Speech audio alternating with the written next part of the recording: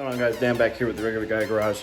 What I'm going to be doing today is dropping the fuel tank because I'm going to be doing a bigger fuel pump. I don't have the fuel pump yet, but honestly, I don't really have anything to do with the car because I'm waiting for some parts still, which should be here on Wednesday. So what I'm going to do is drop the fuel tank down. Now, one thing I did notice is that this car has an automatic, or not an automatic, it has an electric fuel door release. Some of the Mustangs did, I believe, up until 89, I think they got rid of it. But so up here in the glove box, this little orange button would release the fuel door. The problem is that I already disconnected the battery and I don't really feel like plugging it back in. The fuel door won't open now. So I kind of pulled out a little bit. I didn't really want to damage the fuel door. So because I had the paneling off to do some of the, to do the taillights, I was kind of looking around and I realized that the actuator is actually right here in the trunk.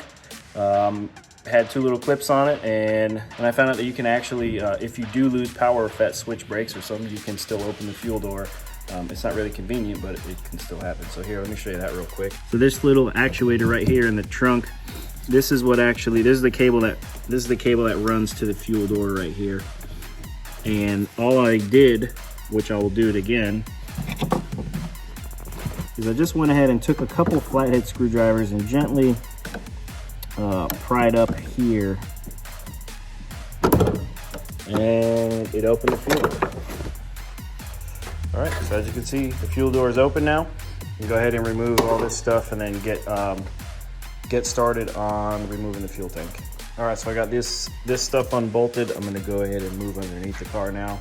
So I'm gonna show you what removing a fuel tank on a Foxbody entails. It's really not that hard. I know some people cut that access port in the top to change the fuel pump, but it's not that bad dropping the fuel tank. So what I'm gonna do is there's 4 bolts here. I'm gonna take those out. I'm gonna take this little guy out right here and then undo the fuel lines from this side. We're gonna do fuel filter. So I'm gonna take basically the lines all coming off the tank. You got a vapor line, pressure line, and return line. And then after that, I will support the fuel tank and get a 1/2-inch socket, I believe it is, 13 millimeter, whatever. So I'll support the tank, take those out, and then lower it down. And then as I'm lowering it down, I'll just shimmy this fuel neck out.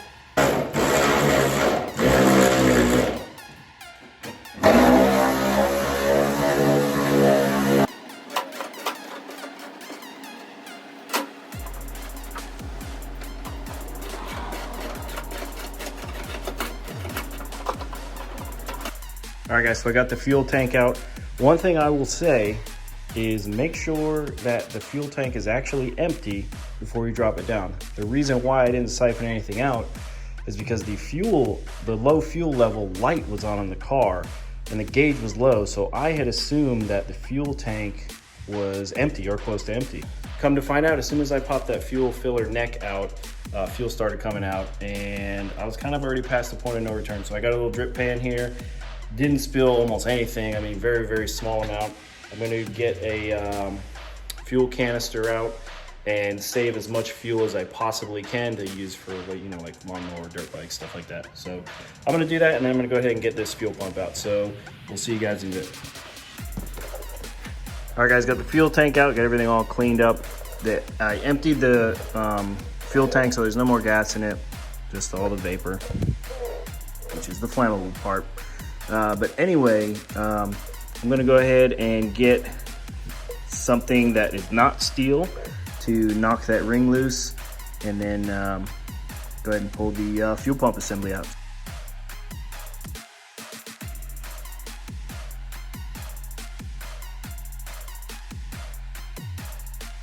Anyway, guys, got the stock fuel pump out, sitting there at the bottom. I'm gonna go ahead and I'm gonna start cleaning up in here because it smells like fuel.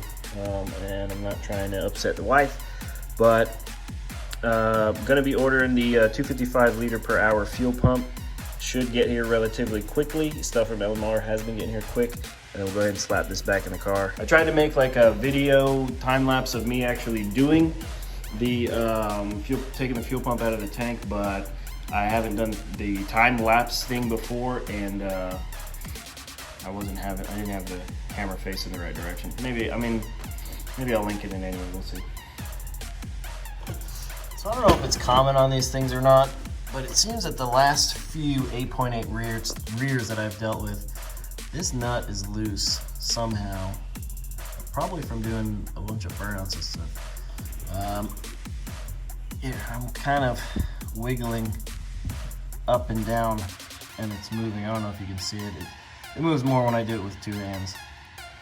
But I'm gonna pull this nut off. This should just slide right off. And then I'm gonna check that seal.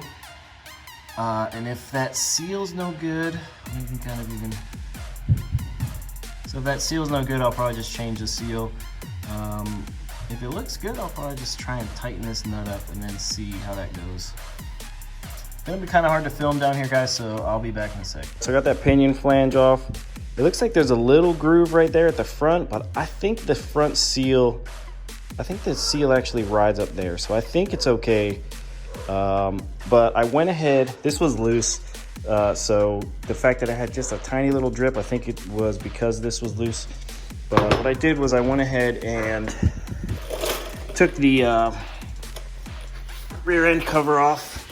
I just wanted to see, kind of get, you know, an eye on how the gears were. They actually look pretty good. Can't really see what gear is in it. I can zoom in.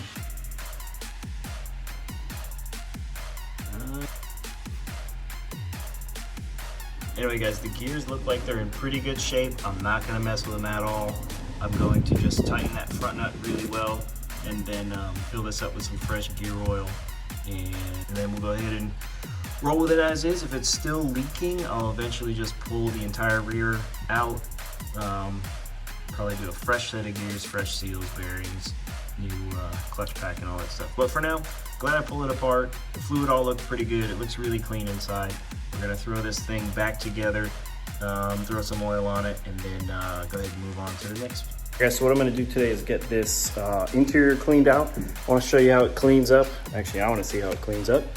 I think it's gonna clean up really well. Right now, it's pretty dirty. You can tell on the camera, well, yeah, you can tell. There's a lot of dust and stuff on it, pollen, which is probably why I've been sneezing like crazy.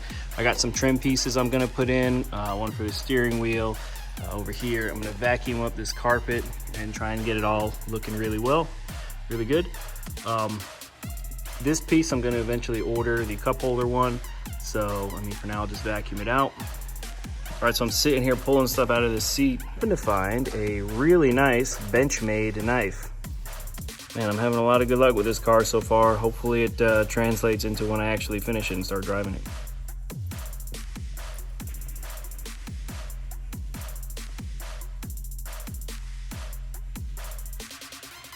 Put this little piece on right here to cover the steering wheel. Got the trim piece around the AC. Got a radio bracket, put some gauges in there. This is a F250 floor mat that I didn't need for my truck that I threw in here, and it fits perfect. Brand new. This interior looks brand new. Now I'm gonna dust all that off.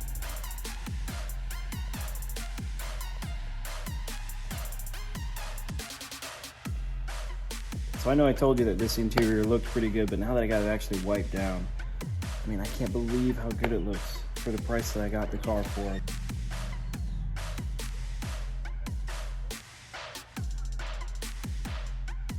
Anyway guys, finished up on the interior. It came out really, really, really good. All I did was wipe it down and vacuum it. This carpet pretty much looks brand new. These floor mats came out of my F250. There's a set of rubber ones in there that came with the truck. And these were in there also, but I mean, they fit perfectly in there. Someone changed the carpet's brand new. The dash and stuff was just really dusty. All I did was wipe it off and it cleaned up really well. I armor-rolled it a little. Didn't really spend too much time right here because like I said, I'm gonna get the cup holder center console from LMR. Everything else cleaned up really well. I might try and eventually over time get some other small interior pieces, like some of the stuff that gets dirty over time and faded. So now I said I wasn't gonna cut these exhaust manifolds out and the exhaust in general, but since we are going with a 331 stroker, this exhaust is really small. I think it's only 2-inch pipe, plus these manifolds are just not gonna cut it. So I got my Sawzall, and I'm gonna go ahead and cut the whole thing off the car, and I'll have to find some new stuff. Got both manifolds out of the car. So whoever had these, I don't know if you can see in there. Let me turn the light on. No material in there. No catalytic converter, just a shell. My plan now that we're doing the 331 is to do some long tube headers. So I'm gonna get this thing up in the air, the back end up in the air, and finish up cutting the rest of the exhaust off. Not really a huge pain, but this rear section right here, it goes up and over the axle. So one thing I will say, if you're cutting the exhaust off with one of these and the exhaust goes over the axle, you have to let the suspension relax. This way you can get the piping out. If I just would have left the jack all the way up on the rear axle, I would have never been able to get those pipes out. And I know because I've done it before.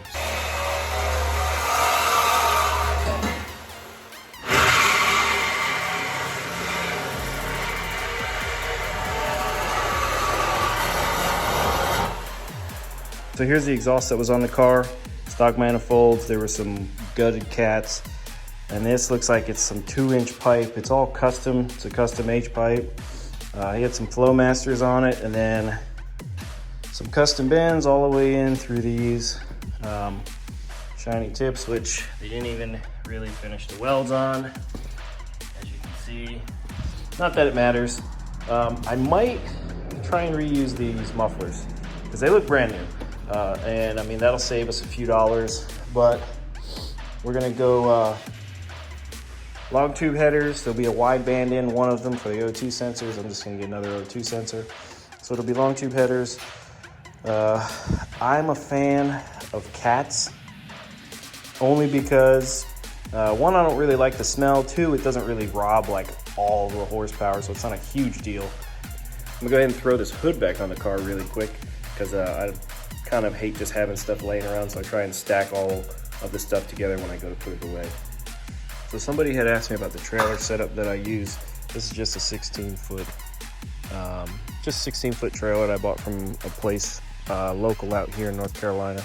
It is a Leonard brand, and I bought one of these cheap, whatever made 12,000 pound winches from Harbor Freight. It's not the greatest thing ever, but for now it gets the job done. And then I put that whole system together. For now, I just have it blocked up on some wood. What I would like to do is whenever I can get a welder or get my hands on, whenever I can get my hands on a welder, or maybe have the time to take it somewhere to get it welded, I am gonna have the winch welded on the opposite side of that angle line. So it's off the deck, and so it's in a much sturdier position. But I mean, for now, it's fine. It gets the job done. So I'm gonna get down under the car and take the rear end apart, re-gasket it, because it is leaking from the front seal of the pinion gear goes or whatever. Anyway guys, that's gonna be it for this video. More disassembly done on the Foxbody. Stuff on the way, we're just waiting, trying to stay busy. In the meantime guys, thanks for watching the video. If you're new to the channel, be sure to subscribe, follow the project. If you don't follow me on Instagram, @RavenGuyGarage. Take care, and we'll see you on the next one.